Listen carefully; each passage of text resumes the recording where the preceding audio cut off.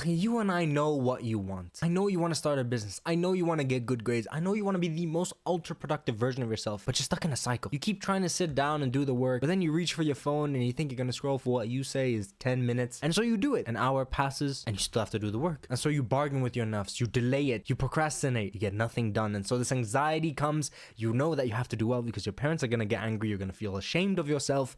And so you either cram and get bad grades and horrible sleep, or you give up entirely, and that's even worse. But you still think that it's because of your laziness. That's not the truth. What if I told you it's not because of your lack of hard work? It's because your productivity system is designed to fail in a world of digital slavery and materialism. In the next 20 to 30 minutes, I'm going to show you my 7-point ultra productivity blueprint that got me from being a chronic procrastinator. When I mean chronic procrastinator, I mean I was known around school for literally studying for the exams the morning before in the bathroom before I got into the test. I would do the same thing for exams. I was revising accounting that I had not seen 15 minutes before entering the hall. That's the level of chronic procrastination I used to get to, and I just feel this mad anxiety to a man who became an ultra productive entrepreneur last year, who built this business and channel by the will of Allah Azza wa Jal, while still getting good enough grades to get into the top universities, 2 of the top 5, the only 2 that I applied to be honest with you. I would have gotten more bi'idhnillah because of my productivity. So alhamdulillah for that, but I want you to get there as well. So without further ado, I don't want to waste your time. Let's get into exactly how we're going to do this real education for young Muslim men. But before that, Assalamu alaikum wa rahmatullahi wa barakatuh. My name is Sultan. I make videos for brothers who want to progress in the deen and dunya, young Muslim men. And ultimately, my mission here, as my channel, as my business, is to annihilate weakness and sin in the young Muslim males of the Ummah. And that's ultimately what we do. So if you want any other resources, there's free resources, paid resources down below. But ultimately, I just ask if you subscribe, inshallah, and enjoy the video, enjoy the value. Jazakallah khair, and let's get into it. Why do we even want to be productive? And the reason is because we have to be the Khalifah, right? The Caliph. We should try because Allah Azza wa Jal sent us here as a mission to be khulafa. That's literally the word. To be deputies, right? To spread all of this amongst the world, to build the world, to spread the deen, to uplift the deen. Ultimately, to spread justice as well. We are meant to take our faculties that Allah has blessed us with and build something amazing. That's the test for us. Are we going to waste our time? Are we going to spread corruption? But us Muslims, we forgot that. We forgot our mission here. We forgot. And that's why we don't have a lot of innovation anymore. We don't have a lot of Muslim-led stuff. But inshallah we will. Because we're all finding that deeper mission within ourselves. We have a responsibility to be productive for humanity, for the Ummah, for our families, for ourselves. I know you have these dreams and goals. Remember that Allah inspired them in you. If you want to do it for khair, you don't want to do it because of the mal. You want to do it for something greater. You want to help people, build a charity, something like this. If you want to impact people in a good way, this is not something that shaitan would inspire you with. You know, and Allah knows best, but Allah inspires you with things like this, right? He wants us to be better. And so, ultimately, being the caliph as a mindset is seeing yourself with an end goal. Because a lot of us, the reason we're not productive and the reason you're always procrastinating is because you keep saying things like, I said this a lot, school sucks, and I'm not going to debate that. Or like, my work is boring or whatever. And like, when you're focused on the means, right? There's means goals and ends goals. When you're focused on the means goals, you're never going to have any internal motivation. You're never going to actually want to do it because your brain has something called the negativity bias, right? So it's basically built as a, like the biological or animalistic side of us is built to simply survive. So when you want to thrive, you want to be successful, it has to come from in here. A higher self or higher part of yourself, your higher part of yourself, your like yani, your ruh needs to be activated for you to actually work properly and use all your faculties. So when we pull this motivation to work or reason we work from the internal parts, not just superficial things like $10,000 a month. What does $10,000 a month mean? What does an A grade mean? You won't get beaten? Come on, man. That's not what it means. You got to work for something greater because you're going to always just do a little bit to scrape off because that's how your brain's going to work if you don't activate this. So what is your product? Because ultimately productivity is to create a product at the end of the work. So I want you to decide now. You're a man who's baligh. You are a man trying to be more masculine. You're trying to be a man, right? A rajul. And for that, I need you to choose something for your trade, right? Because ultimately you are a man, your responsibility in this dunya is to provide for your family, right? So I want you to choose right now. And you got to sit down. If you want to sit down with a notebook, maybe you have an idea. The first thing that pops in your head, do you want to be a professional or an entrepreneur? Now, professional is a person with a job, and I do not crap on 9-to-5s, right? I personally don't like it, but if you love being a doctor, or you love being a lawyer, or you like there's that type of thing where that's inherently you need things like university and school, you want to be a professional, then you choose to be a professional and you be the best. And we're going to talk about that. And if you choose to be an entrepreneur because you genuinely just like the trade of entrepreneurship or you like the lifestyle, then you choose it, right? And you choose it to do khair with it. Ultimately, our mindset must be our means, right? That's why my goal, when I focus on the means goal, like when I focus on just making a video or when I focus on just getting money or whatever, right? My work output, my happiness, and ultimately my connection with Allah dwindles because it's ultimately not going to be that good. The way that you succeed in this dunya is through two things: work and productivity, right? Work and consistency over a lapse of time. Because this dunya works with certain laws, right? And barring the qadr of Allah. The law, I don't know if it's thermodynamics number 1 or 2 or 3, but like, what is it? It's like what you put in is what you get out. Basically, no, every action has an equal and opposite reaction, right? So when you input something in this dunya, there'll be an equal and opposite export, right? Sorry, you get my point. Output.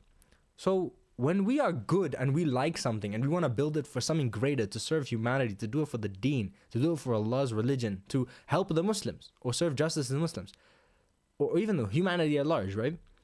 Then the way that I'm talking to you right now is not how I talk in every single video. Because when my mindset is right, when I'm focusing on the end goal, which is my mission, obviously right there, or the end goal of why I'm an entrepreneur, why I want to use the money, do I want to build this or that, and right? The way I work will be better. The results will be better. My connection with Allah will be better. And so ultimately, that's what we want. So if you want to be a professional, you have to work beforehand. I believe every single Muslim who is above the age of about 14, should be working in some sort of capacity. The level of masculinity you'll get and the level of responsibility you will have is amazing, right? And it will prepare you a lot for the world because school doesn't exactly help that all the time. So you got to inflict that level of pain on yourself to be better. So if you're a professional, and we're going to talk about this, you got to do work beforehand, right? Meaning like, you can job shadow every single weekend. If you want to be a doctor, I don't see why no doctor doesn't want to job shadow every single weekend. Like, it sucks, yeah, but we're disciplined people, right? Or you could do it in the weekdays, right? Job shadow, courses, they're free courses on Coursera to study medicine. Whatever field you choose to want to go to, go and search it.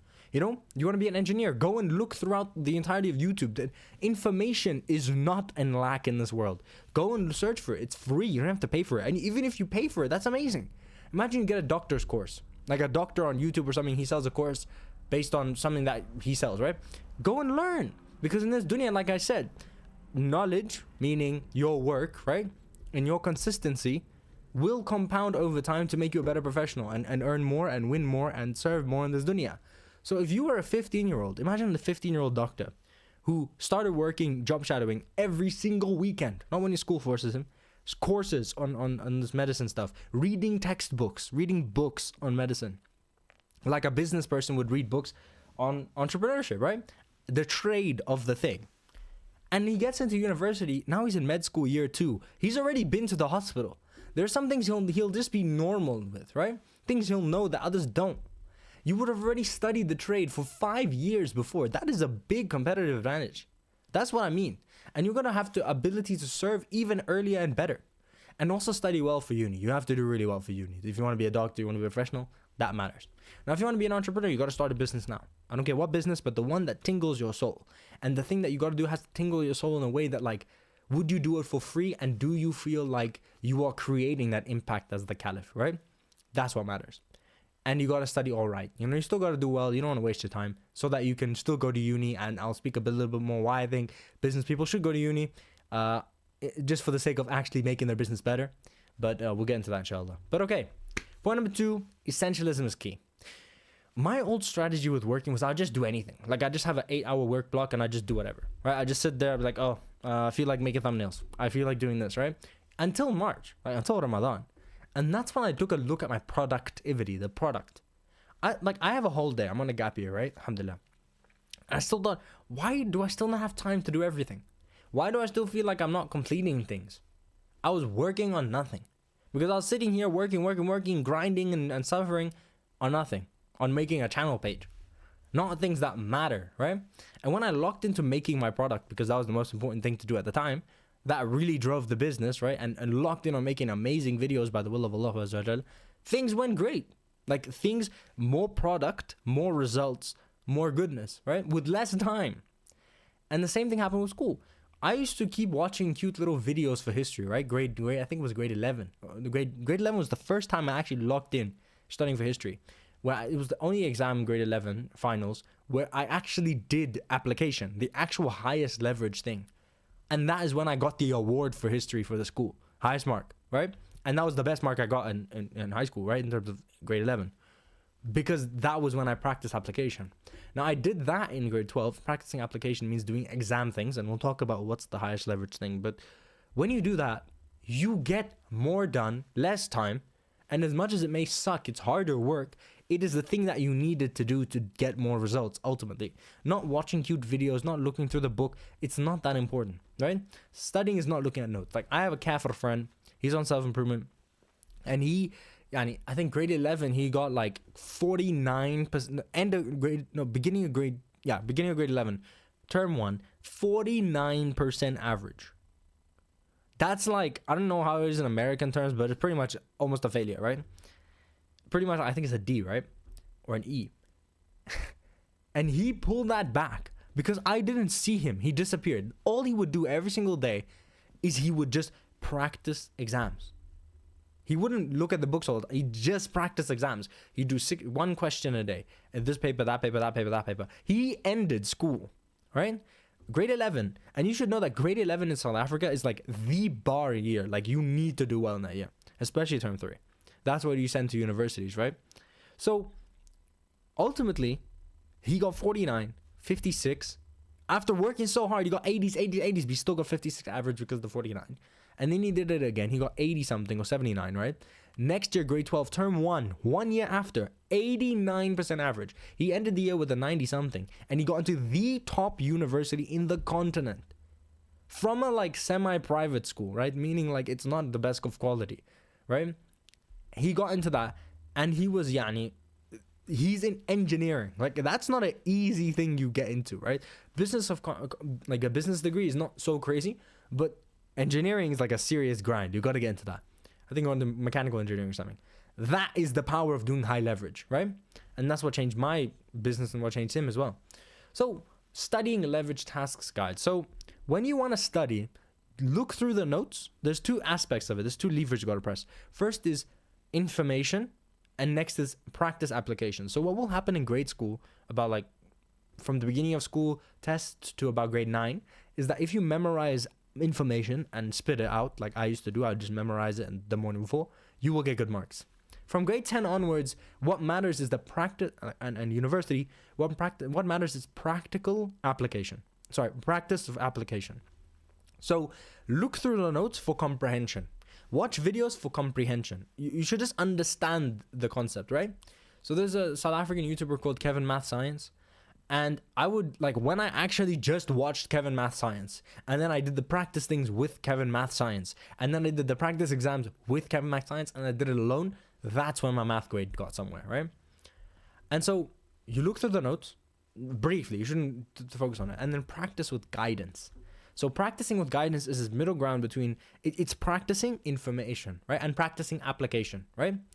You memorize the information or understand the concept. You literally practice it in real time with examples. You do this with every subject, whether it's English, or either Afrikaans, but history, math, whatever. That's the most important thing. You practice with guidance. You go to the teacher, you go and sit with her or him, and you literally do, every single day you should be practicing application. That's how you do it in school. I'm just telling you how you do it. And then ultimately, after you do that practice application with guidance, you do practice application alone. So you put yourself in test conditions, because ultimately school is not about learning. School is about, at first it's practicing memorization, and then it's practicing application. So if you practice application and that's all you care about, when you get to the test, what I found is when I did that, I would just know the question. Like, I've seen this question before. You get, like, when you actually study, I've seen the question. And that's how my friend pulled his grade from 50 to like 90. Practice application is what matters at school. Working, right? In terms of working as a job, is your knowledge, right? Because you have to build your skills as a professional to be valuable to the company. So books and courses are big, right? If you, on whatever topic you are with, and never stop studying, because I think the problem is that people, they see studying as a bad thing. No, as a Muslim, you are a caliph. If you want to be the best caliph, you have to be the best of knowledge in that sense, right? And so you have to read, you got to get courses, you got to get free courses, consume everything you can on medical. And if you choose a specific choice, or like, let's say neuro or cardiology, you just consume that. You read books. I know doctors who've studied for 20 years. They write books on, for example, carnivore. That is crazy. You have 20 years worth of information distilled in one book. Imagine the type of doctor you are if you knew that. Not just college textbooks. Learn from actual doctors, right? Like, act like an entrepreneur in your job. Learn from the people who do their job well and get success that you want. Next is work on experience. So volunteering and part-time work. Like I said, you should be volunteering. If you want to be a job person, you should be volunteering at some type of thing all the time, like at least once a week or twice a week. I would even recommend every single day if you had like a part-time job type of thing. I know a bit of strain, but you weren't gonna party at like high school or university anyway, right? So like, come on, man. If you're trying to be a caliph, you're a Muslim, you're on deen, you're not trying to do that useless stuff. So work, like, that's how you're gonna get the best experience and knowledge. Now, as an entrepreneur, you gotta work on knowledge. So I have books, obviously. It ranges from actual business practice to my specific niche to all that stuff, right? Books and courses, they're free ones, there's YouTube videos, all of this, right? And work in your own business, like make an actual thing. The best lessons I've had and the most experience I've had is when I actually launched the product and I was like, oh no, now I gotta learn. You learn on the job. And ultimately, what are your business's essential tasks? So for me, the essential task of my business is acquisition, sales, and delivery, because I run info, right? Or I run info and coaching at the same time, right? Now I have a different offer. But the only thing that matters to me is the only thing that matters is making sure that my persuasion and my sales script or my VSL or ultimately that is good, amazing and high converting. Acquisition is really good, meaning making YouTube videos, right? That's the way I do organic acquisition. And then delivery, i.e. make really good products, right?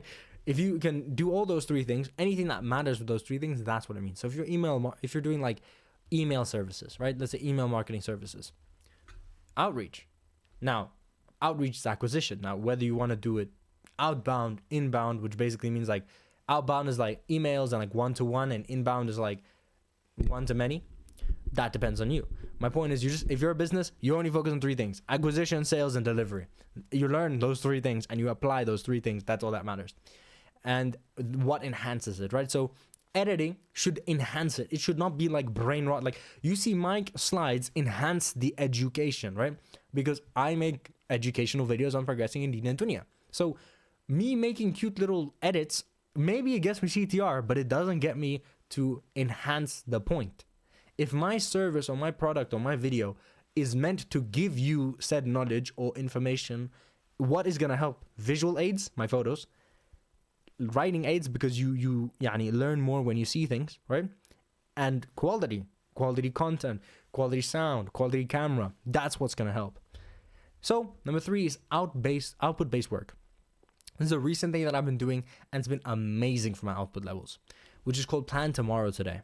So I normally plan a week in advance, and I used to use a whiteboard, but I now use like a journal, a specific journal just for this. Or you can use a Google Doc. And basically what I mean is, like, you specifically set deep work blocks, which we'll talk about, and you get an output for that deep work, which means you just put a bar. It's like when a teacher says, like, think about why teachers say, finish these questions at the end of the lesson. That's what you're doing to yourself. You are literally saying, finish this course, or finish this specific work, or finish this 50% of the assignment. Finish for me, it's like 3 scripts, 3 slides, Haram habits PDFs, 30-day roadmap in a set amount of time. That is when you actually start working with a need to finish, because now you set yourself a deadline, right? You wake up and planning a week in advance. Now I don't have to think. And like, of course, life happens. You alter the thing, but like, I don't have to think anymore. I already know what I have to do tomorrow. I know what needs to be done. So I don't have any emotions towards it. I just have to do it. And that is when I've gotten the most product out of the work, because I spend less time in more deep work focus, because I have like someone's lighting a fire under my butt. So I actually have to work. I don't have 8 hours of doing anything. I have specifically Monday, Tuesday, Wednesday, Thursday, Friday. I have to do this amount. I even cut the amount of days I work so that I have, when you constrict the time, you work more. That's why your anxiety and your procrastination goes away when you have little time to study, because you have no choice. So if you do the same thing, you give yourself 50% done with assignment X, right? That's what I'll do in university, inshallah. Like literally get 50% done, study this, look through that, 10 pages. Like how a teacher sets you work to do, that's how you should set yourself work to do. Deep work, number 4. So distractions are extremely expensive. Like to such a point that even if you have like a little ding from your phone, it takes you about like 15 to 20 minutes just to get back into a good flow state, right? And you've probably heard this around a lot. And obviously maybe you've even read the book. I actually haven't, and inshallah I'll do it soon. But I've been practicing this for a long time because a lot of us work in shallow ways. Like we do shallow work. Shallow work means that you work with thoughts in your brain. So your entire brain power is not being used for the task. You still have some level of thought or processing outside of the task. Think about a CPU in a computer that works 100% on the task. Then obviously you would have a really well running thing. But if you try and use other like tasks or applications at the same time with the computer, it's gonna bar, right? It's gonna freeze. It's gonna overload the CPU. So that's ultimately what we do. We're like doing a lot of apps or a lot of tabs of nothing.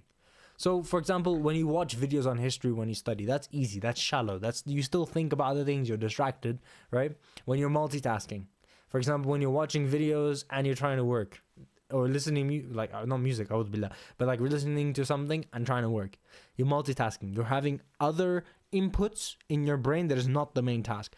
When you're scrolling, right, that is shallow, right? When you're scrolling and you're working or something like that, or even in a noisy room, the point is getting other stimuli that is not the work, or you're not completely in it. So deep work is working with no thoughts. So right now I'm getting into a deep work state because I just started recording for the second time. So this is the moment where your brain is completely consumed with the task at hand. You have no thoughts, you have no understanding, you just do stuff, right? So this is the moments where, like, you know, you're in a test or exam where you're in the test. Like you don't even think about time going past, you're just doing the thing. And then you just like wake up and you're like out of flow, right? That's ultimately it. So deep work is done through 90-minute or 120-minute cycles. And ultimately what you got to do, because I used to think I did deep work. Trust me, you're saying it too, akhi. I know. Yeah, akhi. Deep work is literally sitting down without going to the toilet. No peeing, no break, no standing up from the desk, not coffee, nothing. Until you have finished a set of output, do not move. Continue. And you'll always have these little thoughts that shaitan or waswasa or your nafs will call you to stop because it's painful. But if you just push through it because they're lies, you can get things done so much easier, right?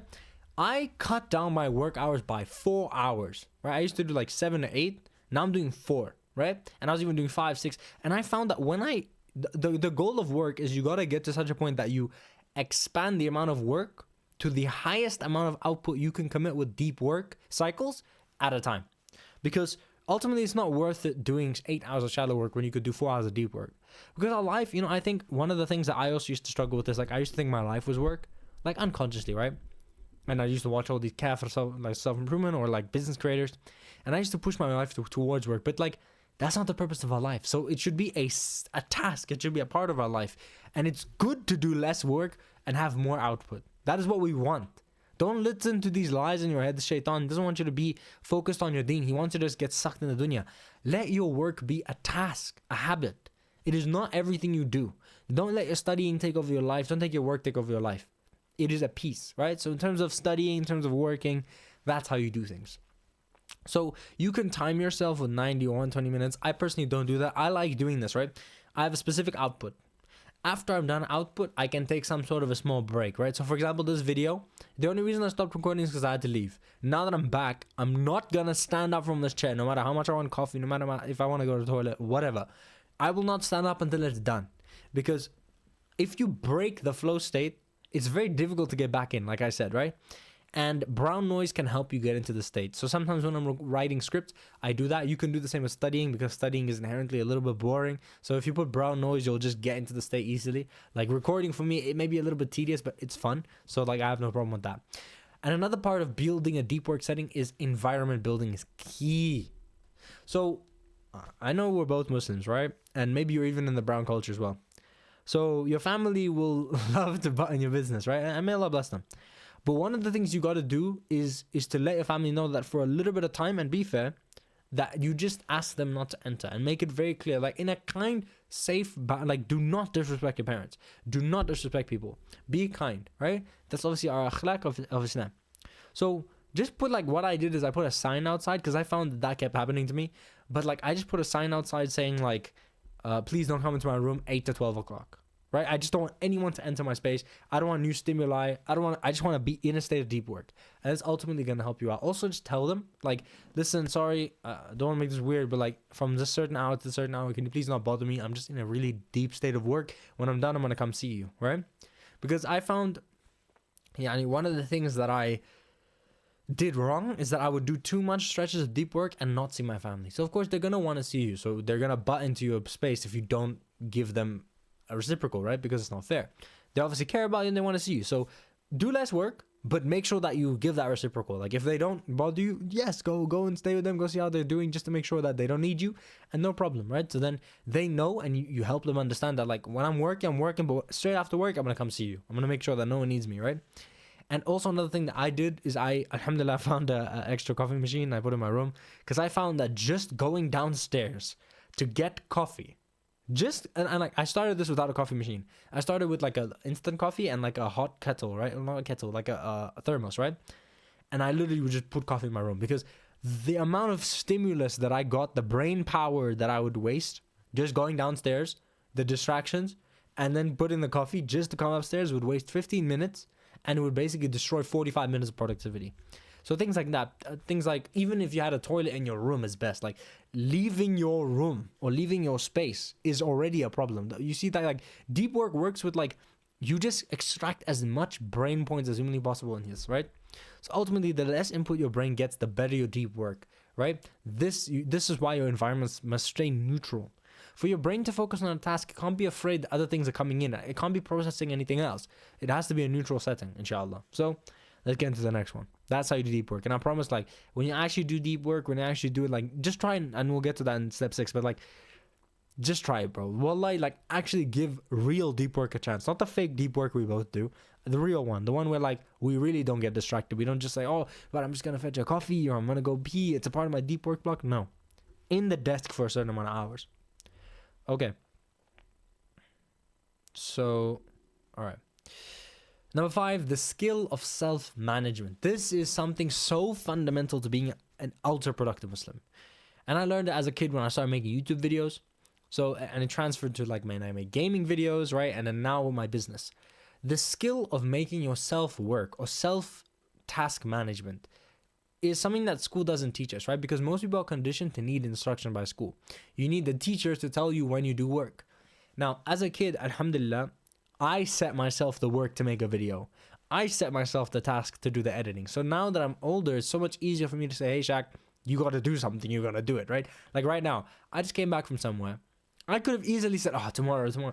Why? I said I want to finish this today. On my schedule, it says I have to do it today. So now I've learned the skill of getting myself to do the work, right? I think that's what lots of people struggle with, especially if you want to go into higher heights. When you want to thrive, you have to get to the point where you got to be the one stipulating it, right? So that's why I say, why don't we start work earlier, right? Like, why do people who are professionals not work earlier? Number one, because they're conditioned to hate work, right? Which is sad. We should love what we do, whatever it is. And number two, simply because you don't have the skill of making yourself work. And so the greatest entrepreneurs and the greatest professionals have initiative. This is a really, really monetizable thing, like very valuable thing to companies. Initiative. Everyone needs someone to drive action. Like you know, like the best football player or like an MVP or like a man of the match, that's the person who drove the game for the team. That's ultimately what you have to do. You have to drive action, especially if you're an entrepreneur, right? The one who does gets highly paid and gives the most value. So obviously, if you want to be the caliph, you gotta do the most things. And to do the most things, you have to be able to set yourself the things to do, right? So ultimately, having that initiative and having the ability to set yourself work or extra tasks or extra things, that's very important. Especially when it comes to studying management, because your teacher is not going to be there to tell you when to study. All you know is the teacher is going to get really mad if you don't do your task on Tuesday. But if you become your own teacher or your own boss, right? Manager, or you're your own manager, it takes time. Now, we'll learn about that more in step 6, the next step, how we get to this. But you can experiment with a hobby every day, right? It's still hard. Like, for example, you got to set yourself, you're going to do calligraphy, or you're going to do reading, or you're going to do a specific thing at a specific time, right? A hobby. By reading, I mean fiction or whatever, not like self-improvement stuff. Because that's the most lowest friction thing you can teach yourself to work on. So if you want to write a book, or read a book, or write poetry, or calligraphy, or play football, some type of hobby, every single day you should have like a specific time where you schedule that, so that you can work on something low friction to build that skill of saying, hey, it's not even about discipline, it's a different thing. The skill of setting yourself work to do is self-management, and that's what I want to teach you. So if you can tell yourself, hey, I'm going to do this work today, and then do it, you're reinforcing this habit. So, okay, next we have 6, start small to grow big. And this is my biggest mistake. Okay, when I tell you the biggest mistake, I still do it, right? Like, that's how bad the mistake is. And now I'm finally moving on from it. And I exerted myself 2022, 2023, 2024, 2025, which is, I would just start from 0 to 100. I've always been that type of guy, right? Like, 2 sides of the extreme, instead of just focusing on what is in the middle, right? So what we want to do is progressively overload focus, because we don't care about how many hours you work. We care about the product, and ultimately what influences the product is the amount of focus as a skill that you have. So start with 20 minutes. Don't be egotistical. Don't let shaitan lie. Start with 20 minutes of deep work. Don't say, oh, but I can do an hour. I don't care if you can do an hour. Like, I love you for the sake of Allah, but I know my own brain, okay? And you probably think like me as well. I used to say like, no, I can do more, and I'm actually not on Islamic self-improvement, and I'm not grinding. Don't listen to the hustle culture. What we care about is developing the skill of focus and developing the skill of self-management. Because would you rather, okay, in 5 months, that you go from 0 minutes to 2 or 3 hours a day studying consistently? Well, it matters, right? Instead of studying 1 hour now, missing it the next one, and just being inconsistent. We care about consistency. The dunya is about consistency. When you want to get like this little photo here with the 1%, right? 1%. You might think it doesn't matter. It's 37.7 times better. Couldn't your focus be 37.7 times better if you just progressively overloaded it? So when it comes to studying, when it comes to any business work, or even like professional work, I call it professional work, but that means like you studying courses or doing some type of volunteer work or some type of part-time job that's related to your field. Do it, like, start for 20 minutes. Even if you need 10, and increase it by 20 minutes every week. So let's say you're doing school, right? School, you say, okay, I'm going to commit 20 minutes a day this entire week just to study. And you're going to think it's easy, but you're going to get there and it's going to be difficult. Yeah. So you just do 20 minutes. You do the outpaced work. So you say, okay, in this 20-minute deep work session where I'm not going to make any mistakes, I'm going to do X amount of questions. I'm going to study for X amount percentage of this thing. And you can even go crazy with the mathematics, like the percentages. But like, let's say you study this sections, right? In 20 minutes. And then you sit there and you do it. And you set it for that time. 20 minutes is not that long for studying and for businesses. So you have to do business work. Say, okay, outcome is I have to finish certain video or certain outbound lead. I don't know. Or you're saying you're a professional. You have to study certain amounts of books, right? Let's say you're a medical doctor. You have to study a certain part of the textbook because you want to be a doctor, right? Okay, great. And you send the output, and in the next 20 minutes for that specific thing, remember, school and work are 2 different ones. So you'll do 20 minutes of school, 20 minutes of work or professional, right? And so what you're going to do is that, and every single week you're going to increase it by 20. Or even if you want, increase it by 10, right? Increase it by 10. 20 minutes, 1 week, 30 minutes, 1 week. Because in a few weeks, you'll get to 2 hours. And it will feel normal. It will feel like you didn't force yourself, and it didn't feel like this giant change because your identity is going to adapt with it. And that's how I was able to go from barely an hour of work in my business, barely, to 4 to 5-ish hours with no distraction. I could even push to 6, 7, even 8 if I wanted to, but I would be a little bit more distracted. And it's also how I went from studying 0 hours to around 1 to 2 hours per day consistently on the weekdays, right? All because I progressively overloaded focus. And I did this while going up and down. So don't be like me. Don't be like, yeah, you're going to progressive overload and then go up and then go down and then go progressive. No. Focus on the progressive overload. I promise you, this is the biggest mistake I ever made, and you should do it. 20-minute deep work block for work or profession block, and 20 minutes of studying. That's what you're going to put. Start small to grow big. And number 7 is the weapon of mass distraction. Play on word. I thought it was funny. Now, I could go in depth about social media, and it's such a long topic. So I have some resources for you. Number 1, there's the free undistracted resource, which is like a Chrome extension for YouTube, which you can turn on even for Instagram, for everything, that like blocks it, right? You can block Instagram on your like Google device, let's say your computer. You can block certain parts of YouTube because that's the only way you can actually watch YouTube. I want people who watch my videos to watch with the blocker, right? And you can also get the free course 10x Deen and Dunya that I offer down in the description. That has a lesson on quitting social media. I think it's in Annihilate, Haram Habits Light. I'm pretty sure that's the section it's in. But it's a free course. You can go and get the lesson for this because it is a very big topic. I don't want to explain it this long. And ultimately, social media is killing your brain. So as long as you have it, you'll never be productive. I'm telling you, I went from an addict of social media, to not using Instagram and TikTok anymore. And now I'm working on getting rid of YouTube, which is like, that was the biggest addiction I've ever had. Ever since I was 7 years old, I've been watching YouTube. So that's what I'm really working on now. Alhamdulillah, I'm doing all right, right? With the system that I'm going to teach you there. So inshallah, if you want to get that system, it's the most important step of the 7-point framework, but it's like 30 or 40 minutes long. So that's in that free course for you. But okay. Jazakallah khair for watching. Just inshallah, if you've watched this and enjoyed it, please subscribe. Inshallah, we have a mission to annihilate weakness and sin in the Muslim males of the Ummah, and we obviously provide more education resources in the channel, full guides. I call them Deen and Dunya trainings. They're kind of slideshows like this but smaller. And we have the Islamic self-improvement videos as well to progress in Deen and Dunya, to maximize your progress. If you want more from us, we have the free course 10x Deen and Dunya. And now I've created the Sultanate School community, where I have both my flagship Annihilate Haram Habits program, where obviously you can significantly decrease your haram in 90 days and have a blueprint to annihilate it right in time. You have templates, systems, videos, all of it's there. As well as the Deen and Dunya program, it's also in there, as I keep working on the 100x Deen and Dunya series of courses and more Annihilate Haram Habits courses in there. We also have a community. We also have weekly calls in there, and it's just really exciting. I'm happy to launch the Sultanate School. It's not here because I just made it. But yeah, check it out inshallah if you want. Link in the description. Thank you for watching. Jazakallah khair. And assalamu alaikum wa rahmatullahi wa barakatuh.